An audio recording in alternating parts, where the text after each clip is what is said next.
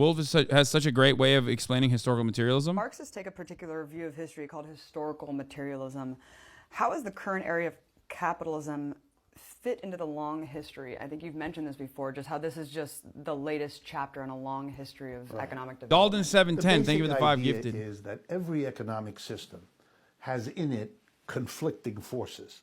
The language in Marxism is internal contradictions.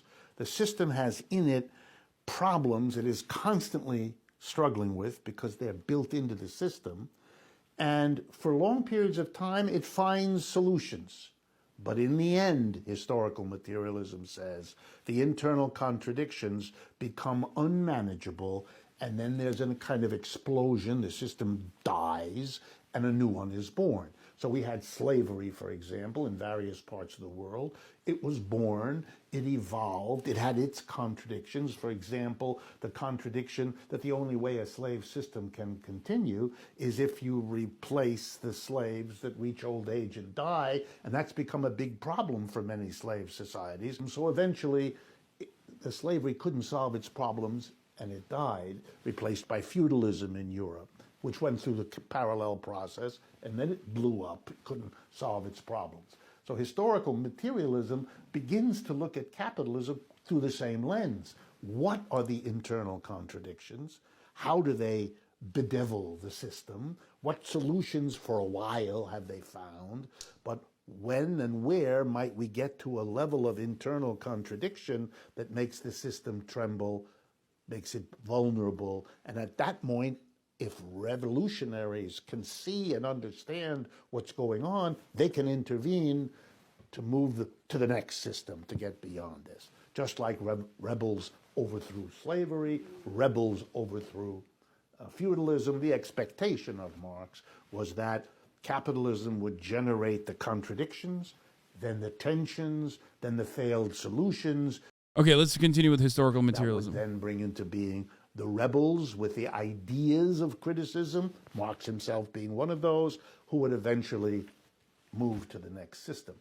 To illustrate it as concretely as I can, let me give you an example of the kind of contradiction Marx found in capitalism that has been crucial for everybody else. And I pick it because it's so relevant right now in the United States and around the world. Every capitalist, I think most of the folks watching know this just from their personal life. Every capitalist is always trying to either make more money or survive competitively by saving on his labor costs. One capitalist does it by substituting machines for working people, automating, getting a computer to do what he used to have 50 people do, et cetera, et cetera. Another capitalist does it by trying to get cheaper workers in place of more expensive ones, hiring women, if they're less expensive, to do the job that they used to pay men more for, hiring immigrants rather than native folks, moving to another part of the world where wages are much lower. We all know that. So capitalists are always trying to save on labor costs because they can make a better profit if they do that. But here comes the contradiction. If all capitalists are reducing the number of workers they pay or reducing the pay they give to their workers, what will result is that the working people have less and less money. And if they have less and less money, they can't buy. Bro, he's describing historical materialism and how alienation works, and also how profits inevitably decline. Like the rate of profit inevitably declines under a capitalist mode of production in under fucking 6 minutes, and you're like, oh, it's so long. It's like, bitch, what are you talking about? He just summarized like fundamental, like very important Marxist concepts, and you're just like upset that it's like it doesn't have fucking Subway Surfers playing in the background. That's what it is, right? What the capitalists are producing to sell. The capitalists, therefore, are destroying themselves, but they have no choice. They have to save on the labor outlay, and then that comes back and bites them in the rear end because there's no demand. This is what we mean when we talk about the rate of profit and its tendency to decline, okay? This is what it is. It's that ultimately, when you are constantly fucking trying to, if you're constantly trying to make more money, okay, generate additional profit. Capital owners do this, okay? They're constantly trying to fucking engage in permanent growth. you inevitably end up running out of fucking people to exploit, or you end up running out of people who will buy your shit. Okay? That's it. It's like the easiest way to comprehend it, which is ironic because like I explained this with Amazon, right? Amazon, for example, has to be everywhere. That's just how it is. Amazon as a distribution facility has to have one pretty much everywhere, right? Because like you have to have a site where you get the packages and then deliver those packages, right? And someone has to deliver those packages.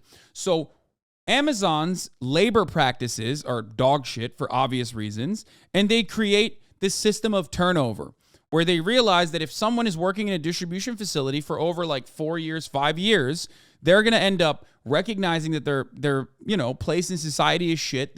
They're fundamentally important productive forces are being undermined with awful wages, right? You're going to organize. You're going to organize a labor.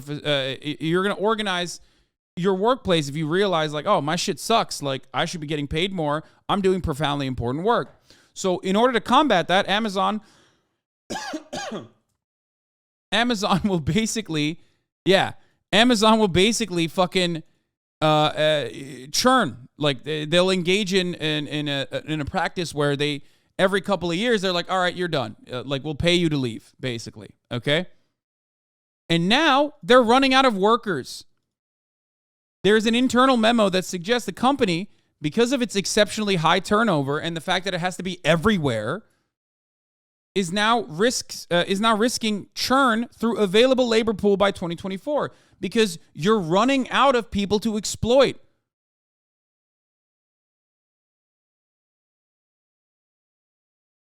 Is the rate of profit falling a fact? Isn't the actual decline in rate of profit negligible? Capitalists can easily find other avenues of exploitation. You just literally described. No, that's the whole point. You're describing the entire reason why the system should inevitably implode. Like, they will turn around, and that's why you see in the United States of America, in many states, you're like, all right, why don't we go back to child labor? Why don't we go back to slavery? Which already exists in the form of the 13th Amendment, in the form of like immigration detention centers, in the form of like, prison labor. It already exists. So does child labor, but they're just trying to, basically legalize it. Why?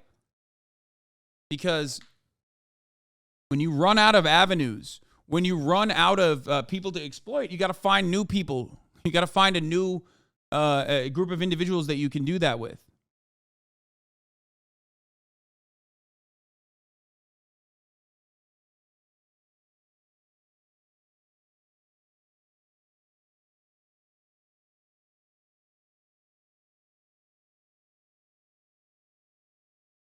Stock market is key in this constant profit-seeking motivation because every shareholder wants a return every quarter or even more frequently. Value of the company must go up. Paying your employees gets in the way of that. Yeah.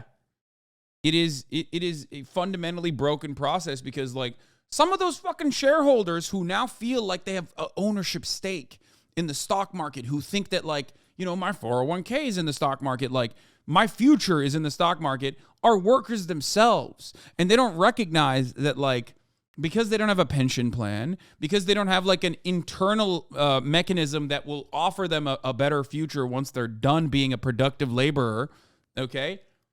They think that like the only way for them to survive, and in many respects this is true, is their 401k. So now they are tied to the stock market's performance.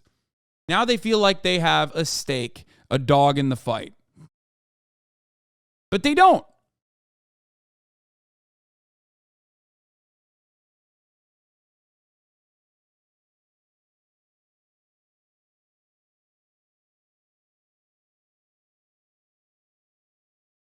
Stock market is their pension, artard. Maybe you should get a job too. I make more money than your dad and your granddad combined. What are you talking about? And also, you just basically replied with the same thing I just said. Does that make you sound or feel smart? You just added a slur to the end of it, but in a cowardly way. Does that make you feel good? Because I just basically described exactly this.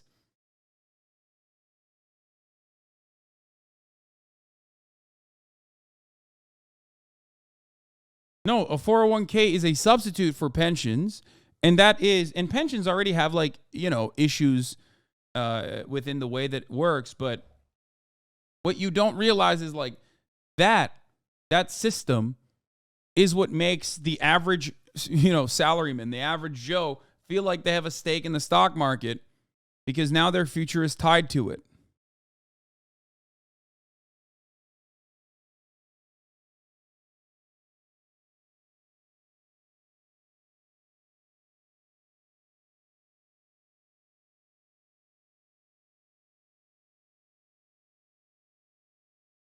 Poor countries' children are not good enough consumers. That's why they earn their place in the system by producing. Place in the system.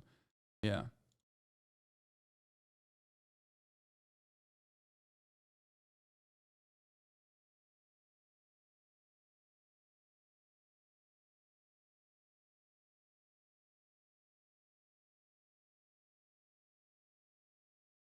The falling rate of profit also, when you replace workers with machines and only workers can produce surplus value because of the difference between socially necessary labor time and surplus labor, less workers and more machines means there's less surplus value extraction. Who are you going to sell the burgers to? Who are you going to sell the TVs to if if the people that are making the TVs can't buy it, and they can't overseas, and the people that you're trying to sell the TVs are also increasingly in a worse position overall because their jobs in their fucking factories that allowed them to have purchasing power for television was literally fucking shipped overseas to cheaper producers of goods and commodities. That's how this works. Ultimately, you got no one who can fucking afford the burgers. That's why you see all these new sectors pop up, like the yacht industry, okay?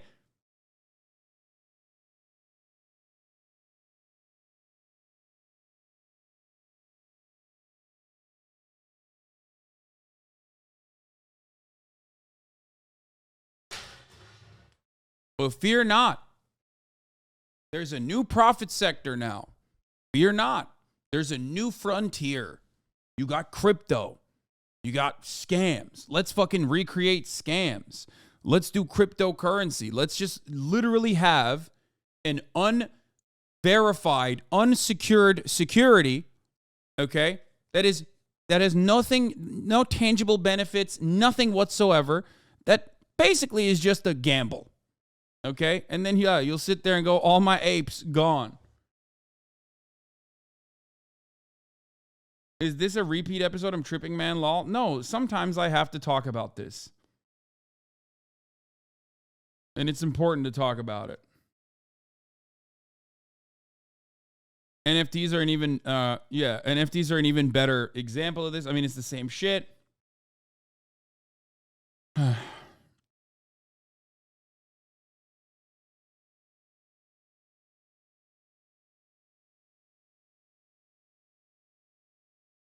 All my apes gone. Let's finish this. You've been so successful becoming rich as a capitalist, you've killed yourself. These kinds of contradictions, for Marx, are the beginning of the end of a system. It papers it over. For example, when people couldn't buy in the 1970s, the capitalist system kept going anyway. How did it do that? How did it keep going when the people didn't have enough money from their wages to buy? The solution was credit. We loaded the world up. House credit, that's your mortgage. Car payment credit, nobody buys a car except by paying out. Credit cards, which didn't exist before the 1970s. Oh, yeah, this is what I was going to say. The financialization of every avenue in every sector is also part of the problem. Nobody actually fucking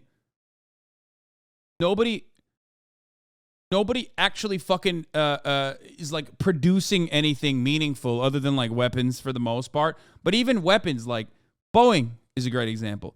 Every fucking industrial powerhouse, even in the military industrial complex, which actually does manufacture shit here, okay, and ships it overseas, is still engaging in financial tools to tweak their stock prices ultimately. because the speculative market, the stock market, has created a system where that's infinitely better. That's infinitely better for you. You wipe out half your labor force after doing a fucking merger, boom, your stock price goes up. All that means, higher number, better value. You're doing good. You're doing great. Meanwhile, you just fucking wiped out half your labor force. Is that good for the economy? No.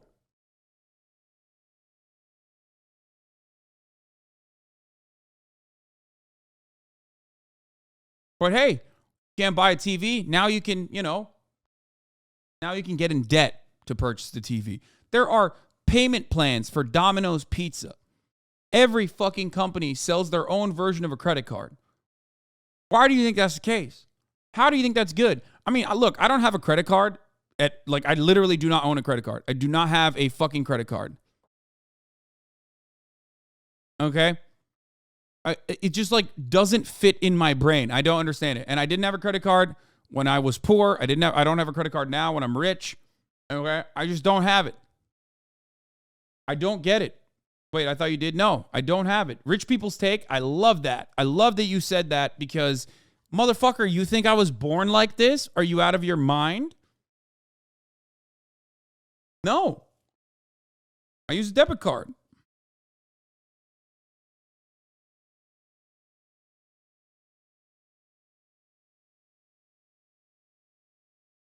How'd you get apartments? I snuck in. Come on, I've told the story so many times. The last apartment that I lived in was, again, from a friend. I took over a friend's lease. And the one before that was actually NS. You guys know NS Yilmazar. This motherfucker is the reason why I was able to live in an apartment with a dog shit credit score. I mean, now it's fine because I have a fucking fat mortgage that I pay, which builds up my credit.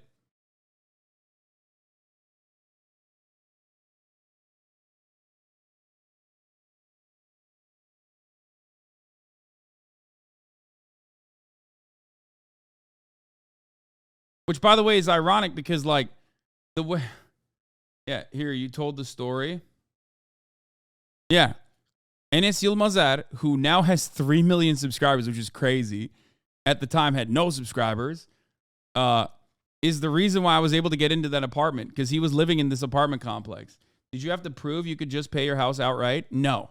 But no, I had a fairly high interest rate on my mortgage. I put a fat down payment on the house that I'm currently living in. And even then, I had a high interest rate. It's much lower than what it would be now, because now interest rates have gone up, right? But I bought right at the right time.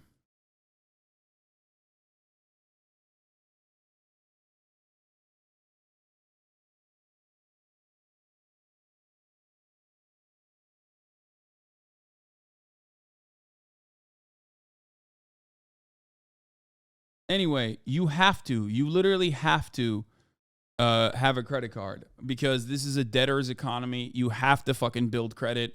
And the only way to do that is by, taking on debt. Bro, Hasan already live in a mansion. Oh my God. Okay. You have a credit score even without a credit card. It's just a dog shit one. It's going to be bad. Okay? But in the United States of America, if you don't have debt, you're punished for it. You have to take on debt and show that you can pay the debt, so that, hey, Hassan, why do people grift about your fucking house? Why do you let this run rampant? And by that, I mean let everyone on the news and media shame you for your consumption when you have a valid argument and just shit on them. Is not caring what these large voices say outside of Twitch the best way to address this bullshit? Genuine question, my friend. I mean, dude, what? My friend, I've actually talked about this a million times. At this point, it's I don't want to repeat it. You know what I mean? I have already so many fucking times. People don't want to hear it. I constantly repeat it. I constantly talk about how fucking stupid of an argument that is. I have no control over it.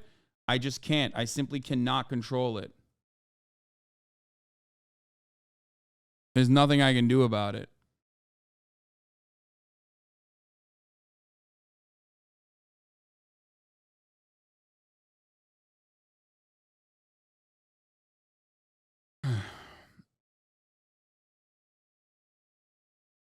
Everyone constantly brings up you're a socialist in a mansion.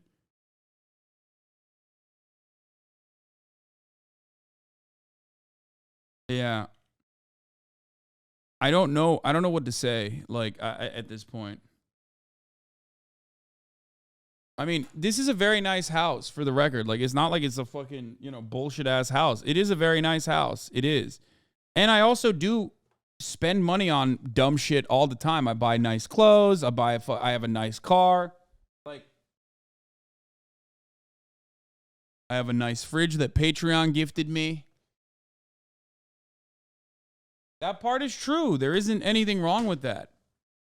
But I also don't personally think that like your consumption choices make you a more moral or immoral person, especially if it's like things that it's like nicer version of things that you need for survival. You know what I mean?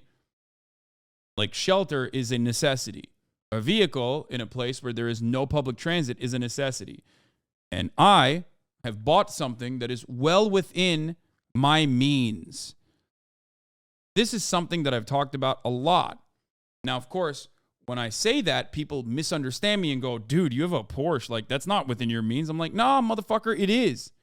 He's lying. He doesn't buy nice clothes. He tries to buy nice clothes that don't fit, so I buy them instead for myself. Fuck you, March. Yeah. Nicer version is luxury. Yes. Yes.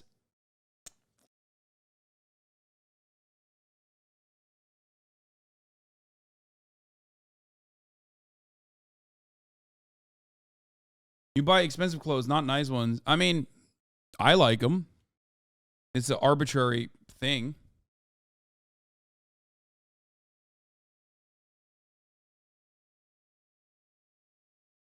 He doesn't buy nice clothes. He buys ugly as sin clothes. If you think so, I guess. I found out that like as long as things look good on you, people don't often dog you for expensive clothing purchases. As long as like they're not something that is like unconscionable, objectionable. It's just like awful that you went out of your way to like wear that. That's fucking terrible. Like if it works well on your body and if it's like not super aggro, people just, people won't fucking, people don't lose their shit. Asana is drip while y'all broke. He's so mean.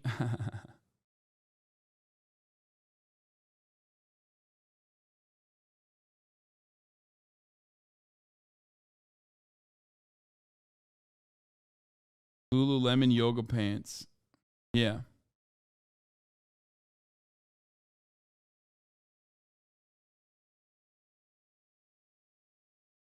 But traveling businessmen, and only a small number of them.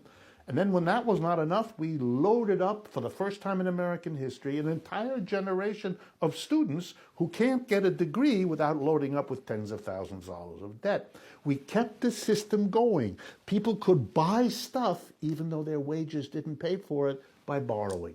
And in 2008, the predictable happened. It turned out your fix only lasts for a while. You really have to ask in a way that many of us as Marxists hadn't done for most of our lives. The problems of capitalism now are so severe, so systemic, so global, that we're beginning to wonder whether this system is going to find a way out. The Marxists are not the only ones wondering whether this system is coming to an end. The people on the other side of the political fence are very worried too. Yeah, you have billionaires writing op-eds. The Absolutely. pitchforks are coming for the plutocrats because Exactly. they know. Marx did own a Porsche checkmate socialist. I think Engels owned more than a Porsche, but anyway, it doesn't matter.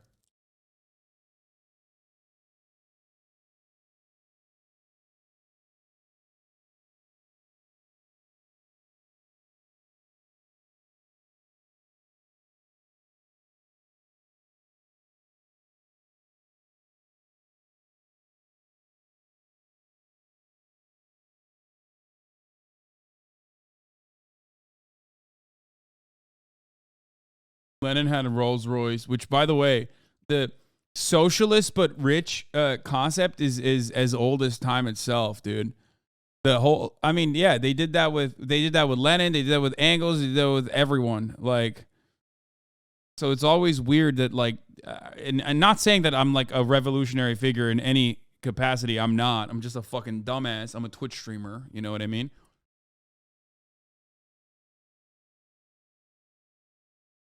But it is pretty funny. Yeah, Fidel Castro, everyone. Your tricks are good, except for when it comes to environmental issues, because we see the thing is, everyone would buy luxury items, would be even more fucked on the planet. Have you seen people shit on Castro for having a Rolex when it used to just be an affordable watch back in the day? Yeah. People don't understand that, like, the Rolex the inception of the Rolex was literally working class. Like, that was a pensioner gift that you got.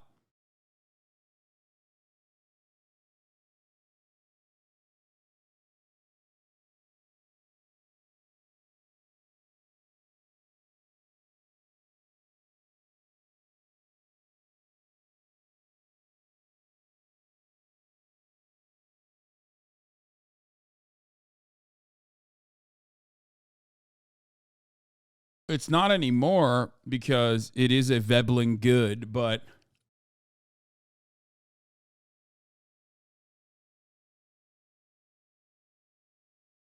Rolexes are mid. I think Rolex is in a field of like luxury items.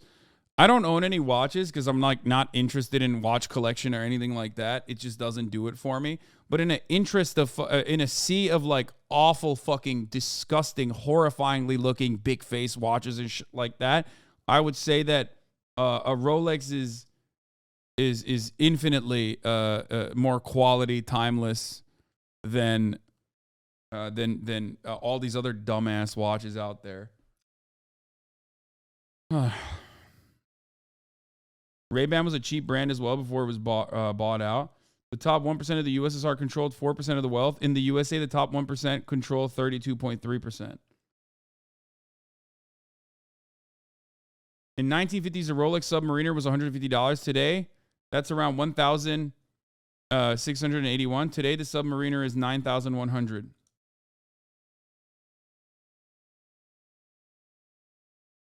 Yeah, Richard Milley. Ugh. How are you not horribly omega depressed? Japan. I'm not horribly depressed because I'm a very fortunate person. Something I mention all the fucking time.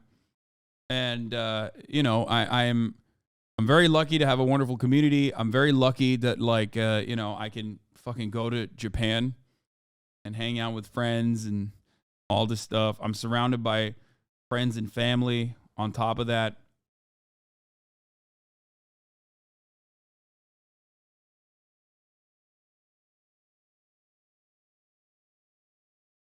But yeah, Andrew Jackson was awesome. If you don't think he was, it's because you were taught about him by a bunch of America-hating communists. To go read about Andrew Jackson, the country was built by men like him. None of his critics are fit to shine his saber.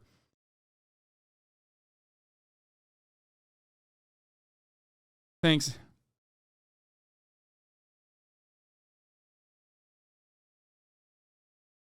Yeah, good take, man. Oh,